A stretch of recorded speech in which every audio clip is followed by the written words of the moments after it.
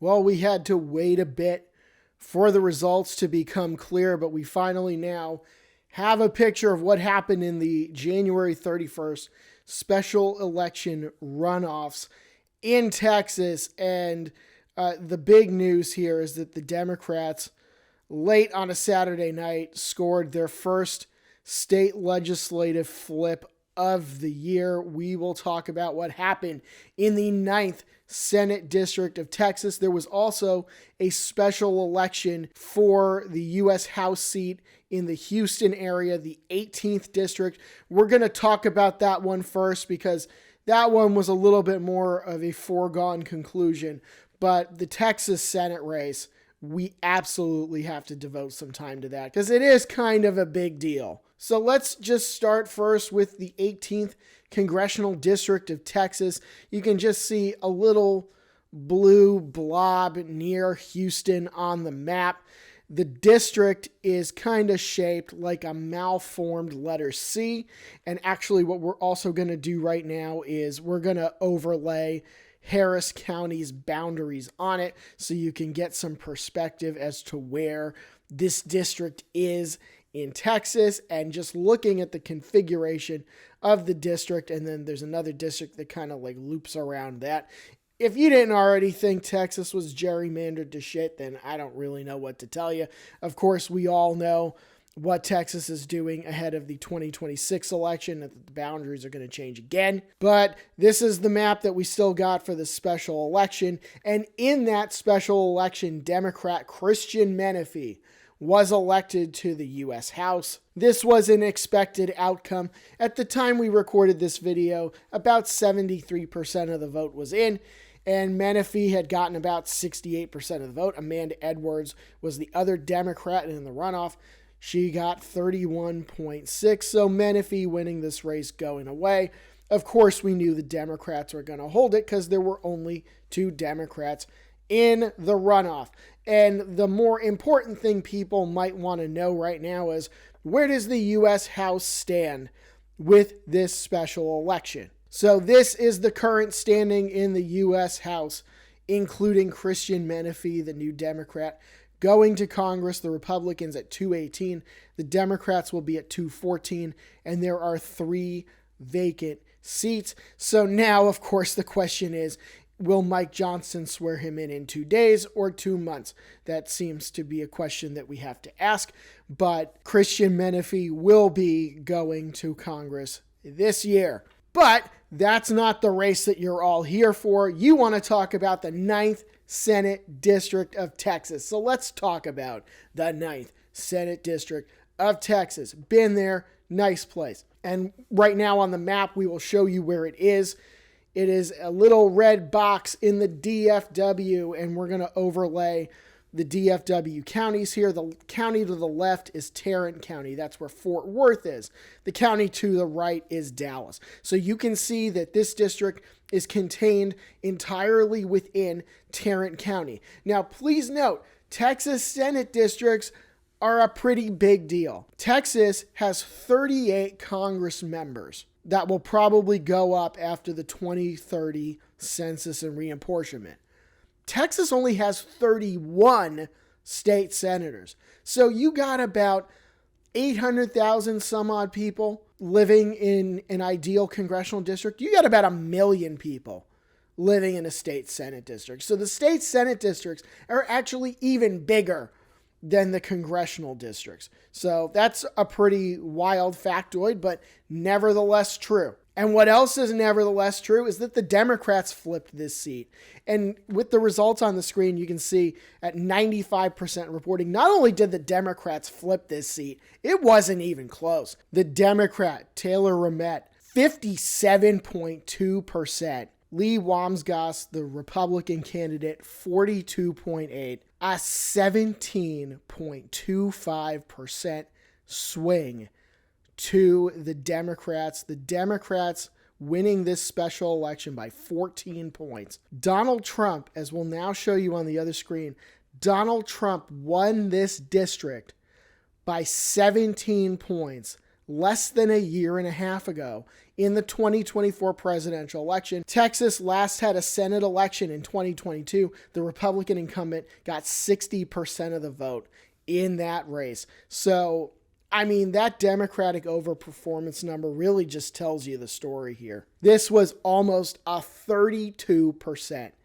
Democratic overperformance compared to the 2024 presidential election.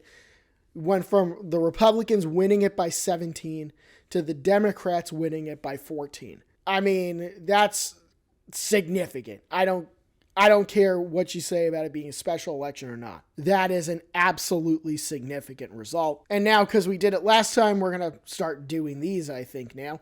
We're going to show you the new composition of the Texas State Senate. The Democrats now up to 12 seats, the Republicans with 18, and there is one vacancy out of the 31.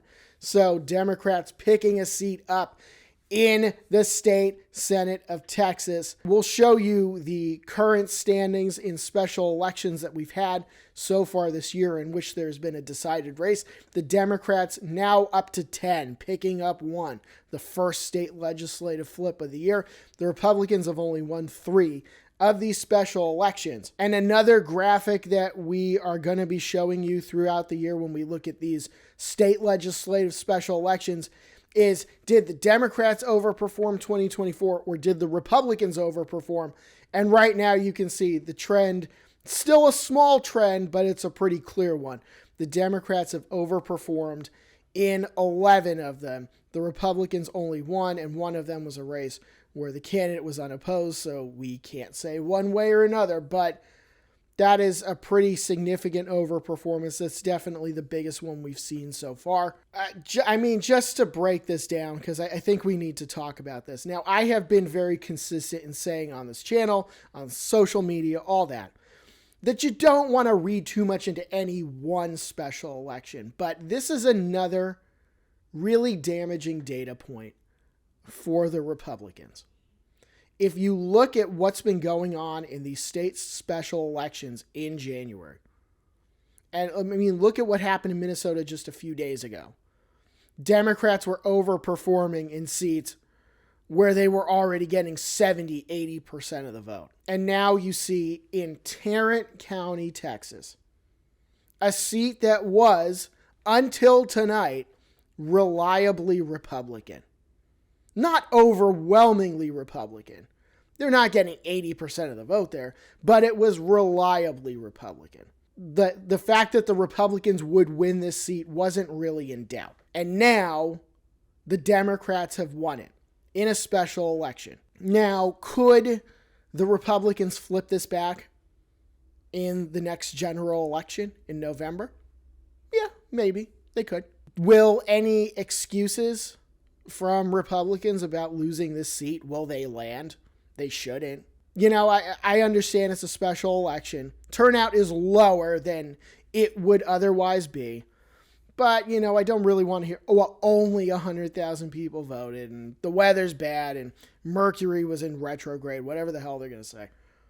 This isn't a seat they should be losing. I think even if this was a close win for the Republicans, they probably shouldn't feel too good about it. But for them to lose a seat that Donald Trump just carried by 17 points, I mean, there's really no good way to spin it. And yeah, it looked like Taylor Ramette was a pretty good candidate.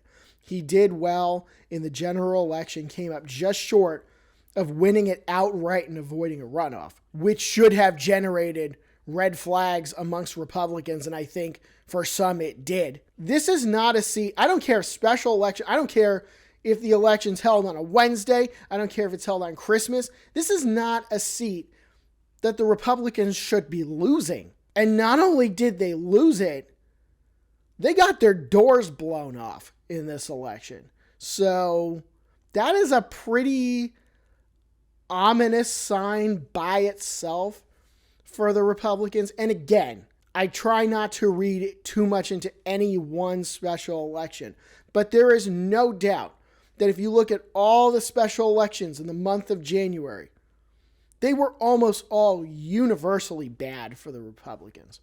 Almost all of them. So now we move into February, and we will see if that trend continues. At this point, there's no reason to think that it won't. But if this trend continues through the spring, through the summer, getting into the fall, then I think the worry for the Republicans will become very real. We are not there yet, but this is not a seat that they should have lost. And not only did they lose it, they lost it pretty big. So if you're a Republican and you're not concerned about this on some level, well, that's on you. I'm not taking sides here. I'm just telling you what's happening. You just lost a seat that Donald Trump carried by 17 points in 2024. Something went horribly wrong for the GOP in this seat in Tarrant County, a place where, generally speaking, they do well. Republicans got to look for some answers, and if you're the Democrats, you don't want to get too cocky. You don't want to get too ahead of yourself, but you got to feel pretty good about the fact that Taylor Ramett won this seat, that you flipped a seat that takes up a lot of land area in Tarrant County and includes a lot of parts of Fort Worth. Yes, including the Fort Worth stockyards. Takes in a lot of territory in that area. Has a lot of Republican pockets in it. And if you look at the precinct map that Tarrant County had out tonight, a lot of them turned blue. I mean, that is definitely a cause for concern for Republicans, even though you don't want to put too much stock into one event like this. That should definitely be cause for caution. But now on into February, more special elections coming. On Election Yard, like and subscribe. Follow us on social media. We'll see you soon.